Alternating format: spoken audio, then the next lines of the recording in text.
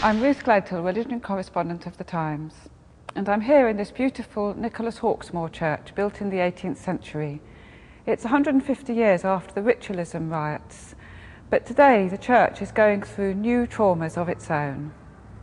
Today I've been writing about some of the protests that are being made by conservative Christian leaders in our society about the way they believe Christians are being discriminated against in the workplace.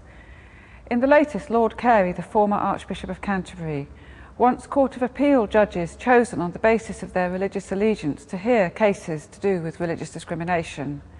I believe that takes things a step too far and risks giving all Christians in Britain a bad name.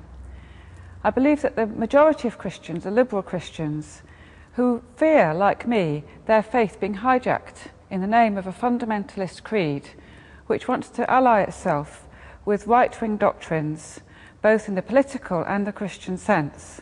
If you're a Christian now and you go out wearing a cross, the danger is not that you'll be discriminated against by people you work with or by your employers.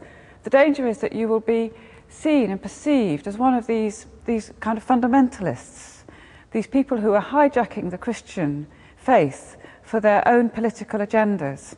I don't want to be a fundamentalist. I don't want to be seen as one.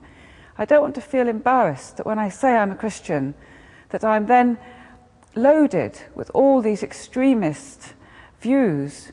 We're hearing a lot of complaining from Christian people that they're being persecuted in Britain.